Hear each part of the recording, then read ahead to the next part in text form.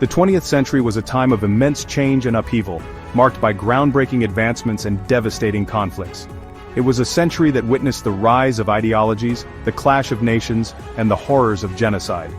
Amidst this tumultuous era, one figure emerged from the shadows to cast a long and terrifying shadow over the world: Adolf Hitler. His name has become synonymous with evil, a chilling reminder of the destructive power of hatred and fanaticism. Hitler's reign of terror left an indelible mark on human history, forever shaping the political landscape and leaving behind a legacy of pain and loss. To understand the course of the 20th century, we must grapple with the life and legacy of this enigmatic and deeply disturbing figure. This documentary will delve into the life of Adolf Hitler, tracing his journey from obscurity to infamy. We will examine the forces that shaped his ideology, the circumstances that facilitated his rise to power, and the devastating consequences of his actions.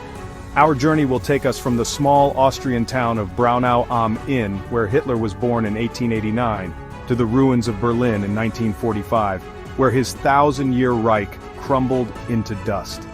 Through archival footage, expert analysis, and dramatic reconstructions, we will piece together the story of one man's rise and fall, and the devastating impact it had on millions of lives.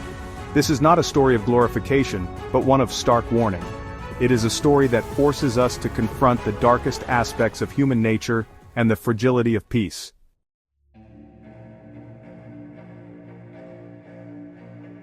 Adolf Hitler's life, though relatively short, was one of extraordinary consequence. Born into humble beginnings, he rose to become the absolute dictator of Germany, leading his nation into a war that would engulf the world.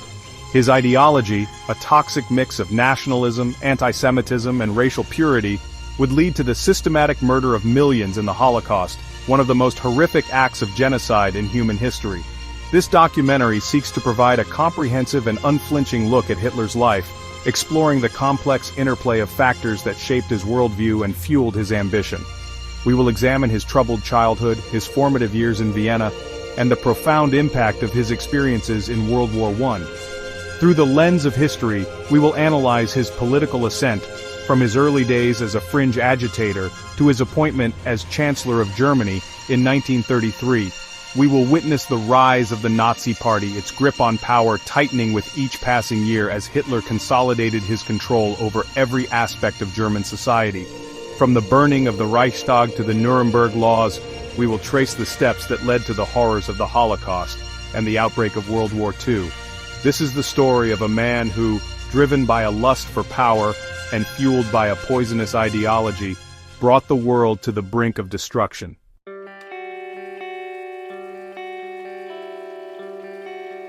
Adolf Hitler's early life was marked by instability and familial discord. Born in 1889 in the small Austrian town of Braunau am Inn, Hitler was the fourth of 6 children born to Alois and Clara Hitler. Alois, a strict and authoritarian customs official, ruled his household with an iron fist. Young Adolf often bore the brunt of his father's temper, enduring frequent beatings and verbal abuse. This tumultuous relationship with his father would leave an enduring mark on Hitler's psyche, fostering a deep-seated resentment towards authority and a yearning for recognition. Adding to the instability was the frequent relocation of the family due to Alois's job. Each move uprooted young Adolf, disrupting his education and preventing him from forming lasting friendships. He attended several different schools, exhibiting a talent for art but struggling academically in other subjects. Teachers described him as headstrong and prone to fits of anger, a pattern of behavior that would continue into adulthood.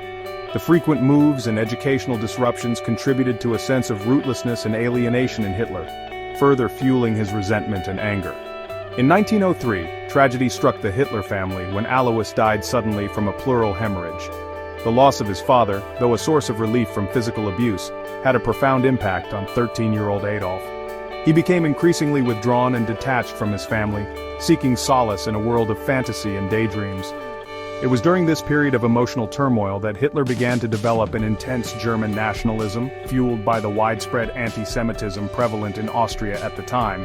His mother Clara, though loving and devoted, struggled to control her increasingly defiant son. Hitler's academic performance deteriorated, and he eventually dropped out of school at the age of 16. With no clear direction or purpose, he spent his days wandering the streets of Linz, reading voraciously, and sketching buildings, a passion he had developed at a young age. It was during these formative years, adrift in a sea of uncertainty and resentment, that the seeds of Hitler's radical ideology began to take root.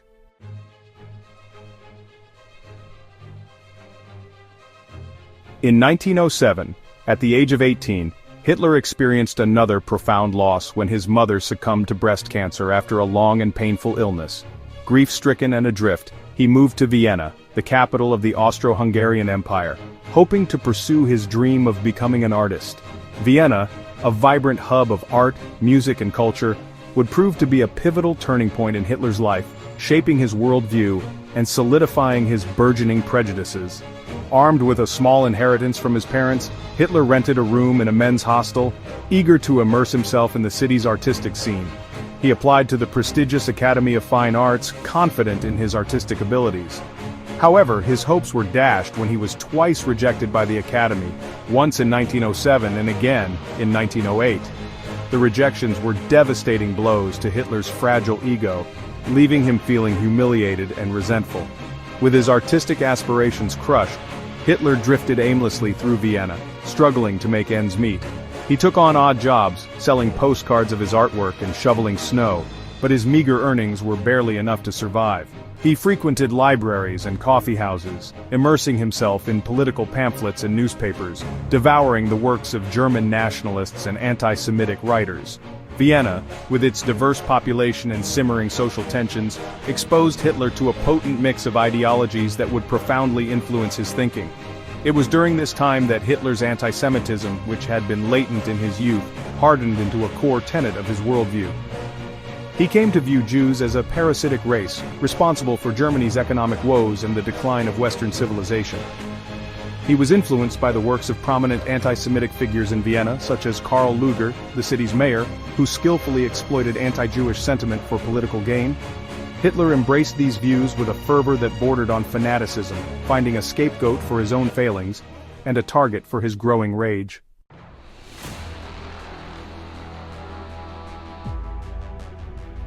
In the summer of 1914, Europe teetered on the brink of war.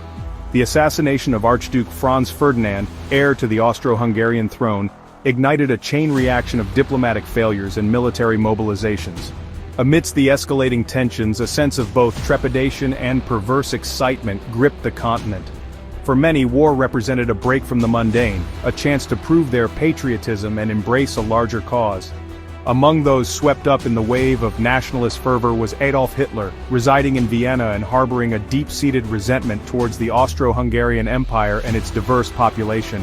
When Austria-Hungary declared war on Serbia, triggering a cascade of declarations that plunged Europe into the abyss of World War I, Hitler saw an opportunity, a chance to escape the perceived stagnation of his life.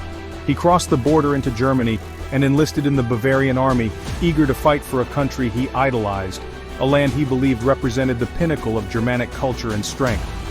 His decision to enlist was driven by a potent mix of German nationalism, a desire for adventure, and a yearning for purpose and belonging. In the crucible of war, he believed he would find his true calling.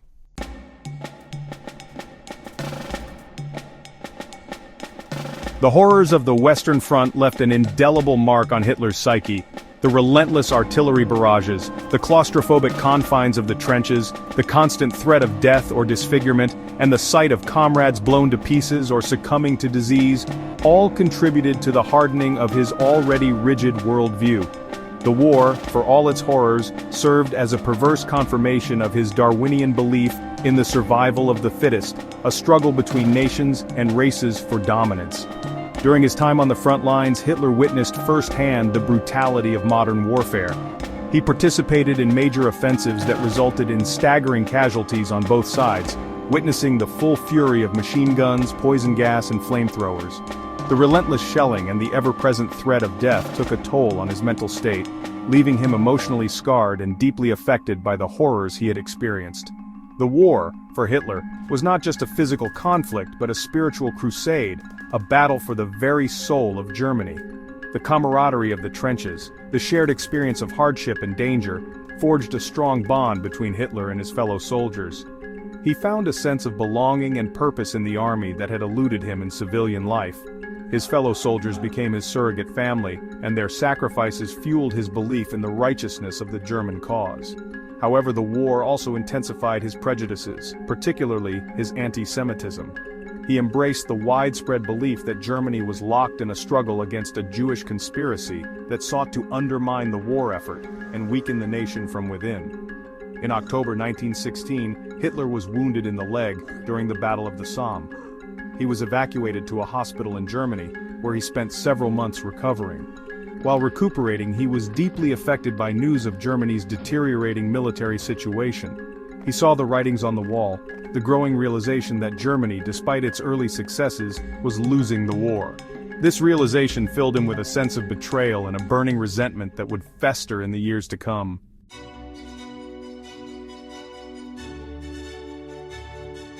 While recovering from his wounds in a military hospital, Hitler was devastated by Germany's eventual defeat in November 1918.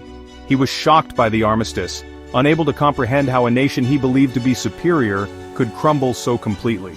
He viewed the defeat as a betrayal, a stab in the back, orchestrated by pacifists, communists, and Jews, whom he blamed for undermining the war effort and forcing Germany to surrender. This deep-seated resentment towards the supposed November criminals, as he and other nationalists labeled them, would become a cornerstone of his political ideology, a festering wound that he would exploit to his advantage in the years to come. The war's end left Hitler adrift, stripped of the purpose and camaraderie he had found in the army. He returned to a defeated and demoralized Germany, a nation grappling with economic chaos, political instability, and social unrest. The Treaty of Versailles, signed in 1919, imposed harsh penalties on Germany, including territorial losses, disarmament, and crippling reparations payments. The treaty was widely perceived as a humiliation by many Germans, further fueling a sense of resentment and anger towards the victorious Allied powers.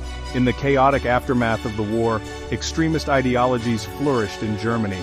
The newly formed Weimar Republic, struggling to maintain order and rebuild the nation, faced challenges from both the left and the right.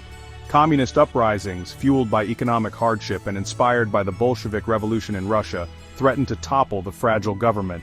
Meanwhile, right-wing paramilitary groups composed of disillusioned veterans like Hitler sought to restore Germany's lost glory through violence and intimidation.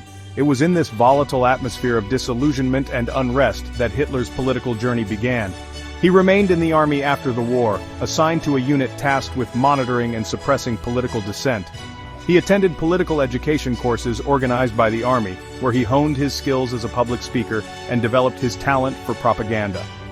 During this time, he was assigned to spy on a small, fringe political party in Munich known as the German Workers' Party. Little did he know that this seemingly insignificant assignment would change the course of history.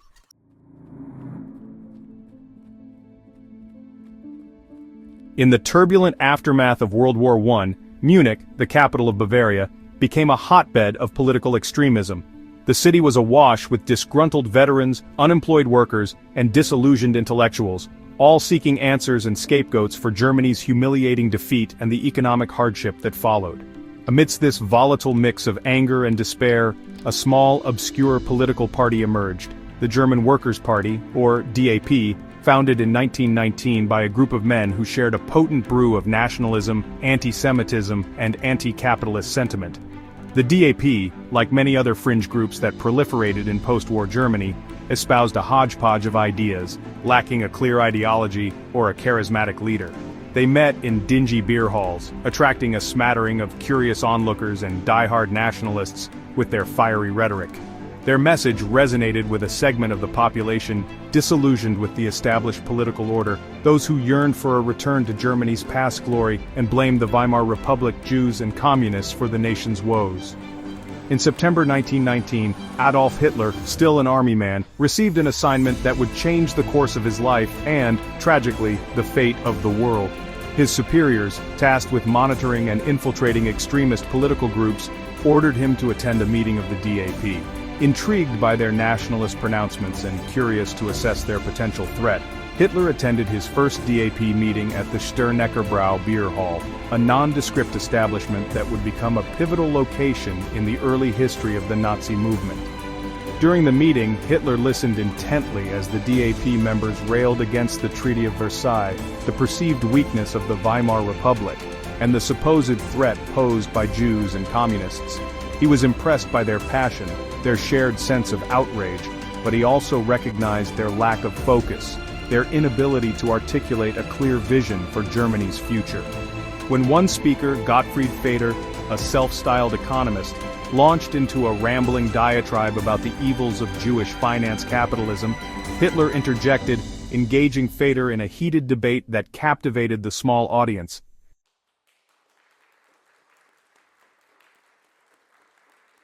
Hitler's impassioned speech at the Sterneckerbrau beer hall, a mix of nationalist fervor, anti-Semitic vitriol, and promises to restore Germany's greatness, electrified the DAP members. They recognized in him a powerful orator, a natural leader with an uncanny ability to tap into the anger and resentment simmering beneath the surface of German society. Within days, Hitler received an invitation to join the party, which he accepted, recognizing an opportunity to shape this fledgling movement into a powerful force for political change. Hitler quickly rose through the ranks of the DAP, his charisma and organizational skills proving invaluable. He designed a new party banner, a striking red background with a black swastika in a white circle, a potent symbol that would become synonymous with the Nazi movement. He recognized the power of propaganda and public spectacle, organizing rallies and marches that drew larger and larger crowds. His fiery speeches, laced with nationalist slogans, promises of economic revival, and scapegoating of Jews and communists, resonated with a growing segment of the German population desperate for a strong leader and a return to national pride. In 1920, the DAP, under Hitler's influence, changed its name to the National Socialist German Workers' Party, or NSDAP, commonly known as the Nazi Party. The new name reflected a deliberate attempt to broaden the party's appeal, combining nationalist sentiment with socialist-sounding promises to attract workers and the lower middle class. The party platform, a 25-point program drafted by Hitler and Anton Drexler, one of the party's founders, outlined a hodgepodge of ideas, including the unification of all Germans, the rejection of the Treaty of Versailles, the confiscation of illegally acquired Jewish wealth, and the establishment of a racially pure German state. The early years of the Nazi Party were marked by street battles, internal power struggles, and a relentless drive for political dominance. Hitler, with his fiery rhetoric and talent for organization, emerged as the undisputed leader of the movement. He attracted a cadre of loyal followers, men like Hermann Göring, a decorated World War I pilot, and Heinrich Himmler, a former chicken farmer, who would later become key figures in the Nazi regime. Together they built a paramilitary organization, the Sturmabteilung, known as the Brown Shirts, to intimidate opponents, disrupt political meetings, and create an atmosphere of fear and violence.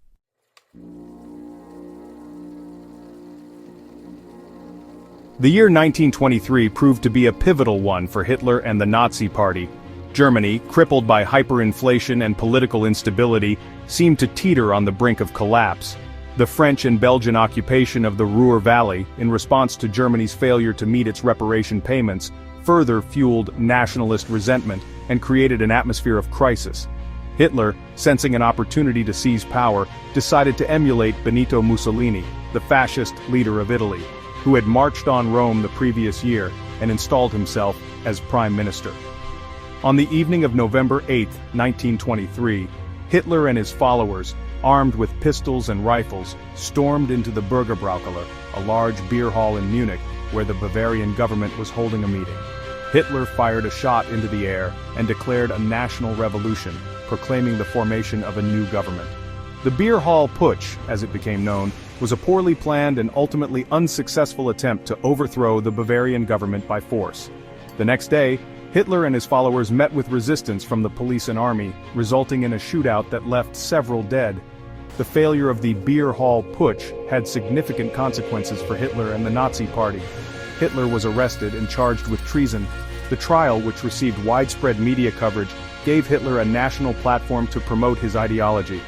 He used the courtroom as a stage, delivering impassioned speeches that captivated the nation and transformed him from an obscure extremist into a national figure. Although he was found guilty and sentenced to 5 years in prison, he served only 9 months in the relative comfort of Landsberg prison. While in prison, Hitler dictated his autobiography, My Struggle, a rambling, often incoherent but nonetheless dangerous manifesto outlining his political ideology. The book, a mix of autobiography, political theory, and anti-Semitic rants, became the Bible of the Nazi movement, laying out Hitler's vision for a racially pure Germany destined to rule Europe.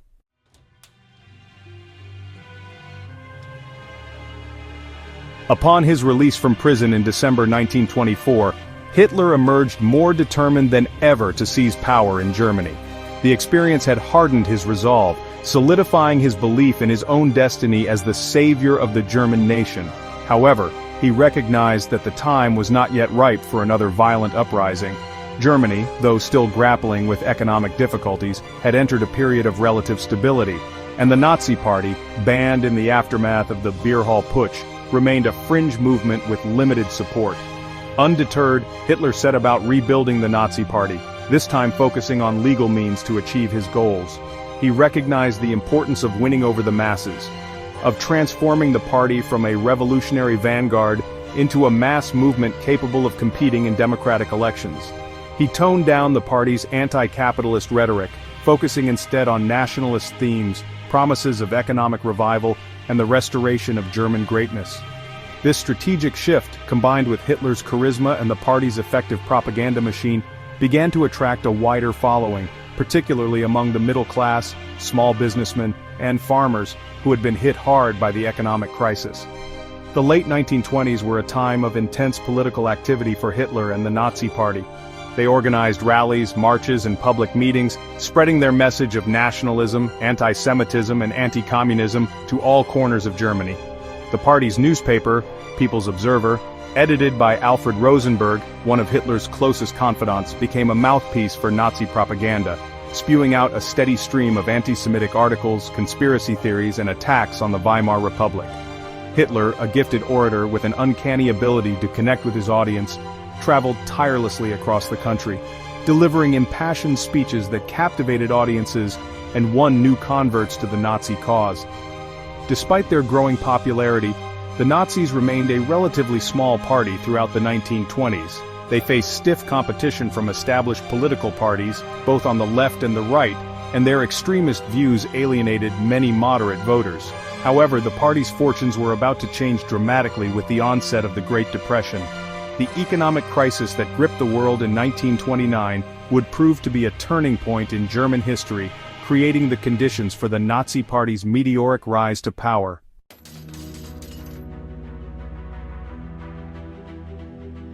The Great Depression, which began with the Wall Street crash of 1929, had a devastating impact on Germany.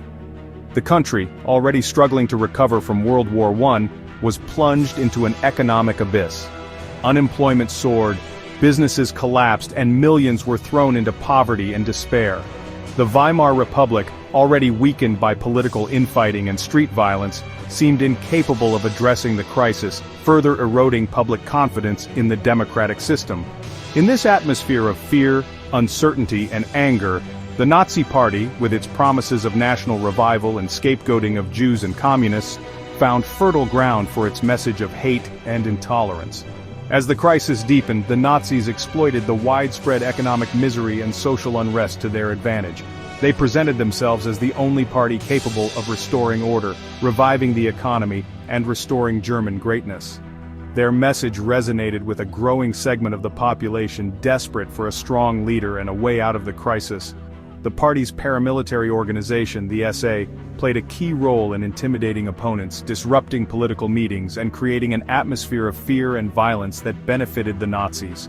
In the parliamentary elections of 1930, the Nazis made significant gains, becoming the second largest party in the Reichstag, the German parliament.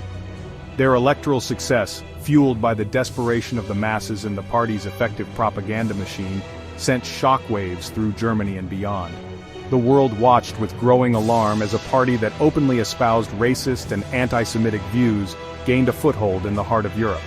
The Nazis' electoral triumph emboldened Hitler, convincing him that his moment of destiny was approaching. He intensified his attacks on the Weimar Republic, portraying it as a weak and decadent system incapable of addressing Germany's problems. The political landscape of Germany grew increasingly polarized and violent. Street battles between the Nazis and their political opponents, particularly communists, became commonplace. The Weimar Republic, caught in a vice between extremist forces on both the left and the right, seemed paralyzed, unable to stem the tide of violence and restore order. In this chaotic atmosphere, President Paul von Hindenburg, a World War I hero and a symbol of the old order, appointed Hitler Chancellor of Germany on January 30, 1933. Hindenburg, along with other conservative politicians, believed they could control Hitler and use the Nazis to crush the left while preserving their own power. They grossly underestimated Hitler's ambition and his ruthlessness. Within months, Hitler would consolidate his grip on power, transforming Germany into a totalitarian dictatorship and unleashing the horrors of the Holocaust.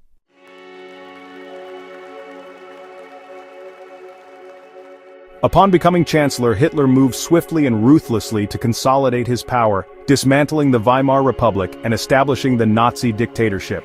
He exploited a fire that destroyed the Reichstag building on February 27, 1933, to justify a decree suspending civil liberties and unleashing a wave of terror against his political opponents.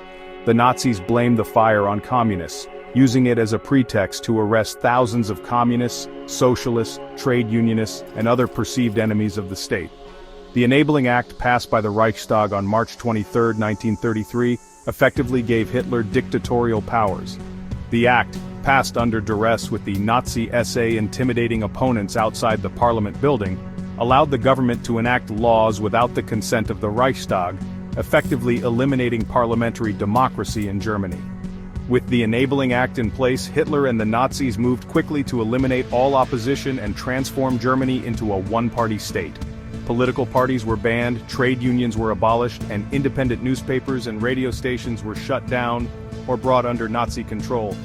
The Gestapo, the Nazi secret police led by Heinrich Himmler, became an instrument of terror, arresting and imprisoning anyone suspected of opposition to the regime. Concentration camps, initially established to hold political prisoners, began to proliferate across Germany, becoming a chilling symbol of Nazi brutality. In a series of carefully orchestrated moves, Hitler eliminated potential rivals within the Nazi Party, consolidating his absolute control over the movement. The Night of the Long Knives, a purge that took place from June 30th to July 2nd, 1934, saw the elimination of Ernst Röhm, the leader of the SA, and other high-ranking Nazis deemed a threat to Hitler's power. The purge, carried out with brutal efficiency by the SS, the Nazi Party's elite guard, cemented Hitler's position as the unchallenged dictator of Germany. By the summer of 1934, less than 2 years after becoming Chancellor, Hitler had transformed Germany from a fragile democracy into a totalitarian dictatorship, the Third Reich, poised to embark on a path of aggression and conquest that would plunge the world into war.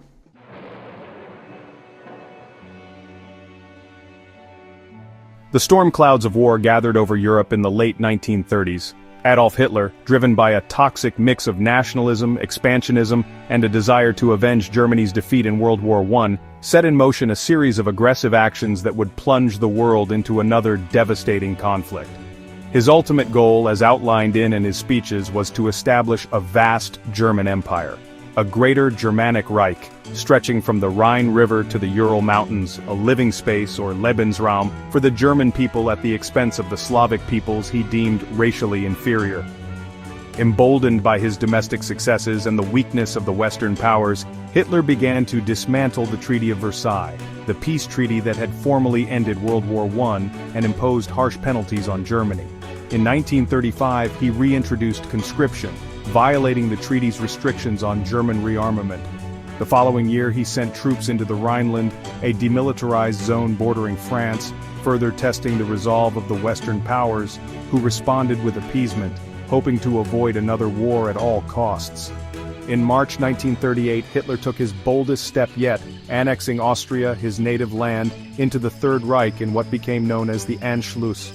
The annexation, carried out with the tacit approval of Italy's Benito Mussolini, Hitler's fascist ally, sent shockwaves through Europe. The Western powers, despite their pledges to defend Austrian independence, stood by, their inaction further emboldening Hitler. With Austria under his control, Hitler turned his attention to Czechoslovakia, a small but strategically important country bordering Germany. He demanded the annexation of the Sudetenland, a predominantly German-speaking region of Czechoslovakia, using the pretext of protecting the rights of ethnic Germans living there. The Sudetenland crisis brought Europe to the brink of war in the summer of 1938.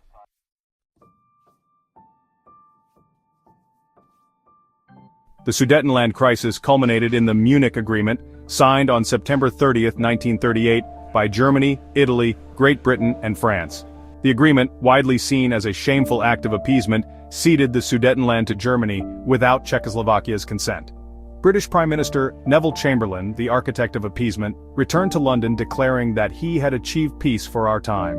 He and other Western leaders believed that by making concessions to Hitler they could satisfy his territorial ambitions and avert another devastating war. They were tragically mistaken. Hitler, emboldened by his bloodless victory at Munich, viewed appeasement as a sign of weakness. In March 1939, he violated the Munich Agreement by occupying the rest of Czechoslovakia, demonstrating the futility of appeasement and the dangers of accommodating aggression. The world watched in disbelief as Hitler, emboldened by the inaction of the Western powers, marched his armies across Europe, seemingly unstoppable. On September 1, 1939, Hitler unleashed his war machine on Poland, using a staged attack on a German radio station as a pretext for invasion. The invasion of Poland, a blatant act of aggression that shattered any remaining illusions about Hitler's intentions, triggered the outbreak of World War II. Great Britain and France, honoring their commitments to defend Poland's independence, declared war on Germany on September 3, 1939. World War II, the deadliest conflict in human history, was a global war that would engulf Europe, Asia, Africa, and the Pacific.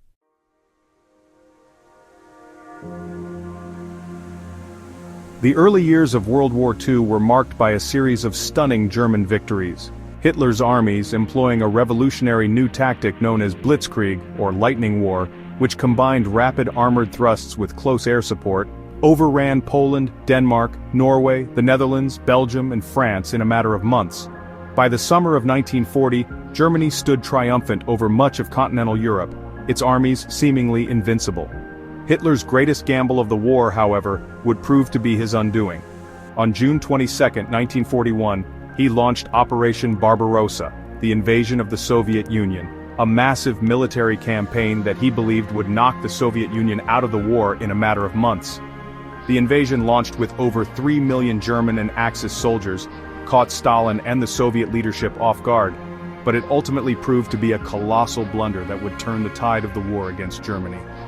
The German invasion initially made rapid progress, but the Red Army, despite suffering heavy losses, fought back with ferocious determination. The vast distances, harsh weather conditions, and the resilience of the Soviet people all conspired against the invaders. The Battle of Moscow, fought in the winter of 1941 to 1942, marked the first major German defeat of the war, shattering the myth of German invincibility and forcing Hitler to realize that he was locked in a protracted struggle on two fronts. The entry of the United States into the war in December 1941, following the Japanese attack on Pearl Harbor, further tipped the balance of power against the Axis.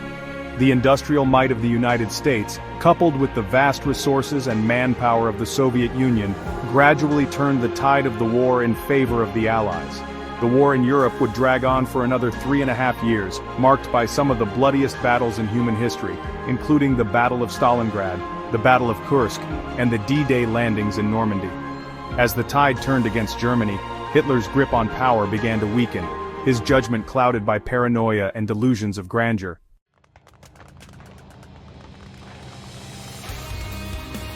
By 1944, the tide of World War II had decisively turned against Germany.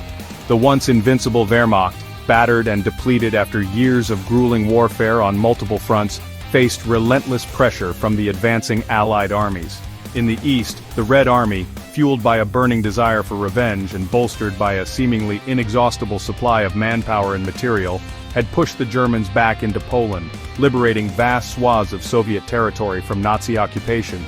In the west, the D-Day landings in Normandy on June 6, 1944, had established a crucial second front, pinning down German forces and paving the way for the eventual liberation of France and the Low Countries.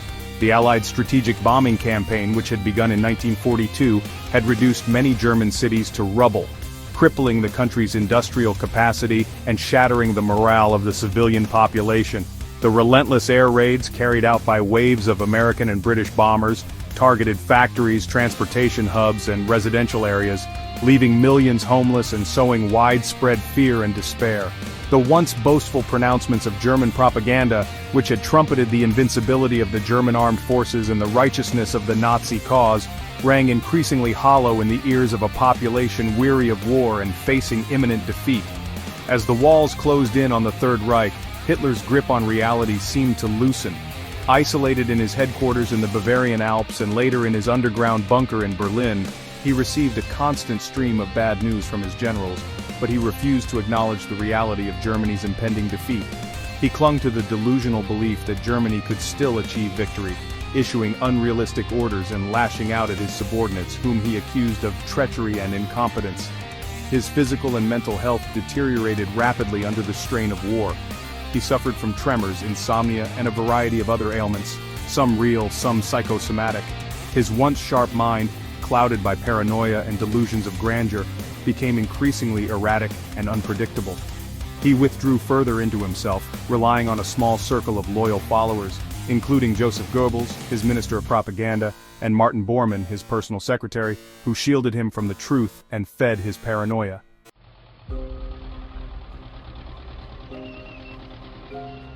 By the spring of 1945, with Soviet forces closing in on Berlin, Hitler's world had shrunk to the confines of his underground bunker, a subterranean complex beneath the Chancellery Gardens in the heart of the besieged city.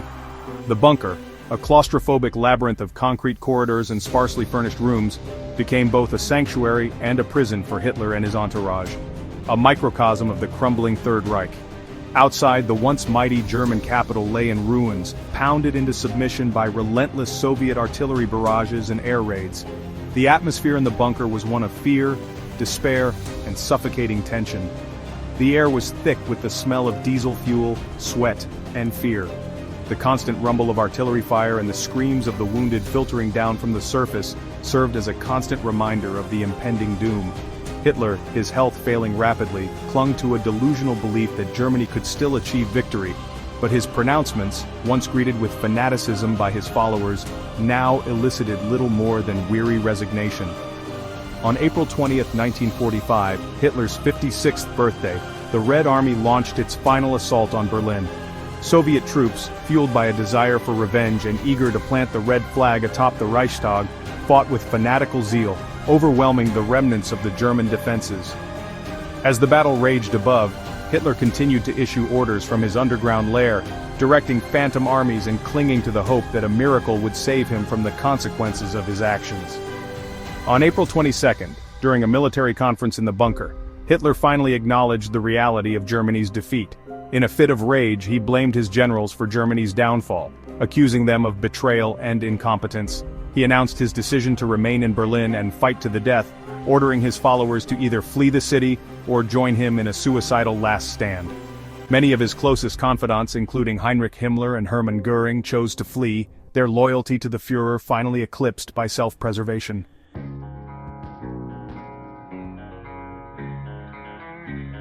In the early morning hours of April 29, 1945, as Soviet shells rained down on the city above, Hitler married his longtime mistress, Eva Braun, in a brief ceremony in the bunker.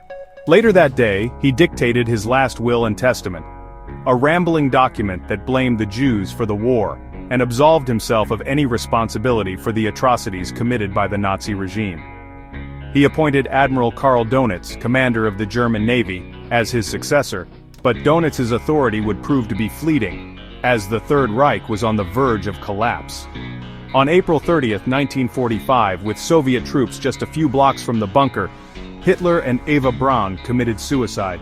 According to eyewitnesses, Hitler shot himself in the head, while Eva Braun swallowed a cyanide capsule. Their bodies, doused in gasoline, were carried outside into the Chancellery Gardens and set ablaze, a final act of defiance intended to prevent their corpses from falling into enemy hands. The news of Hitler's death, announced by German radio on May 1, 1945, sent shockwaves around the world. For many, it marked the end of a nightmare, the demise of a regime that had unleashed unimaginable horrors upon the world. In Germany, the news was met with a mixture of relief, disbelief, and a profound sense of shame. The country lay in ruins, its cities shattered, its economy in tatters, its people physically and morally exhausted after years of war and totalitarian rule. The legacy of Adolf Hitler and the Nazi regime is one of unspeakable horror and enduring lessons. The Holocaust, the systematic murder of 6 million Jews and millions of others deemed undesirable by the Nazi state, stands as a chilling testament to the dangers of unchecked hatred, intolerance, and the dehumanization of others. The war unleashed by Hitler's ambition resulted in the deaths of tens of millions of people, leaving much of Europe and Asia in ruins.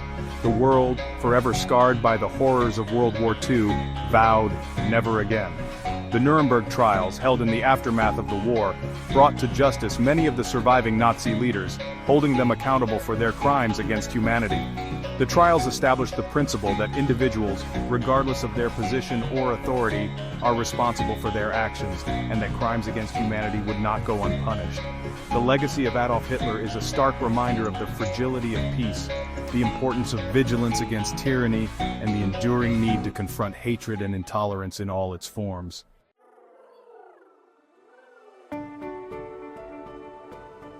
The life and death of Adolf Hitler stand as a chilling reminder of the depths of human depravity and the devastating consequences of unchecked ambition and ideology. His rise to power, fueled by a toxic mix of charisma, propaganda, and the exploitation of economic hardship and social divisions, serves as a cautionary tale about the fragility of democracy and the importance of safeguarding human rights and the rule of law. The horrors of the Holocaust, the systematic extermination of 6 million Jews and millions of others deemed undesirable by the Nazi regime, stand as a stark testament to the dangers of unchecked hatred, prejudice, and the dehumanization of others.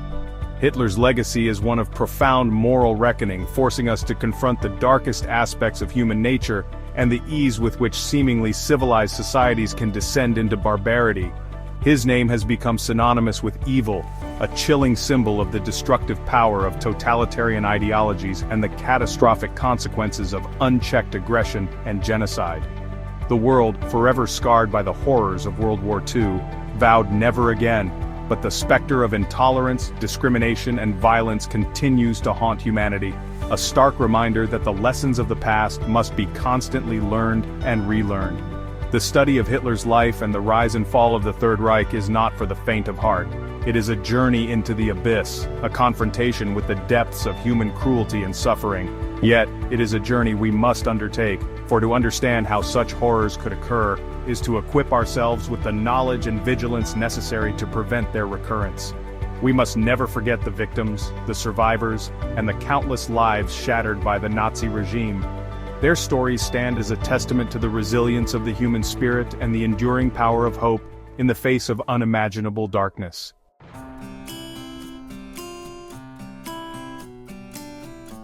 The world that emerged from the ashes of World War II was forever transformed by the conflict. The war had reshaped the geopolitical landscape, shattered empires, and given rise to new superpowers. The United States and the Soviet Union, once allies in the fight against Nazi Germany, emerged as rivals in a new global struggle, the Cold War, which would define international relations for the next half-century. The specter of nuclear annihilation hung over the world, a chilling reminder of the destructive power of modern warfare and the urgent need for international cooperation and diplomacy. The horrors of the Holocaust and the atrocities committed during the war led to a profound reassessment of international law and human rights.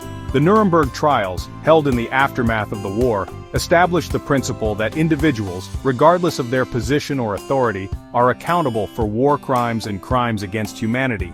The United Nations, founded in 1945, was tasked with maintaining international peace and security, promoting human rights, and fostering global cooperation to prevent future conflicts. The legacy of Adolf Hitler and the Nazi regime is a complex and multifaceted one. It is a legacy of destruction, genocide, and unimaginable suffering. But it is also a legacy of resilience, resistance, and the enduring human spirit. The world learned a terrible lesson about the dangers of unchecked hatred, intolerance, and the abuse of power. The memory of the Holocaust serves as a stark reminder of the fragility of human rights and the importance of safeguarding democracy and the rule of law. The study of Hitler's life and the rise and fall of the Third Reich is not merely an academic exercise. It is a moral imperative, a call to action to confront injustice, prejudice, and discrimination in all its forms. We must remain vigilant, for the seeds of hatred and intolerance still linger in the world, threatening to blossom anew if left unchecked. By remembering the past, learning from its mistakes, and embracing the values of tolerance, compassion, and human dignity, we can work together to build a future free from the horrors that defined the 20th century.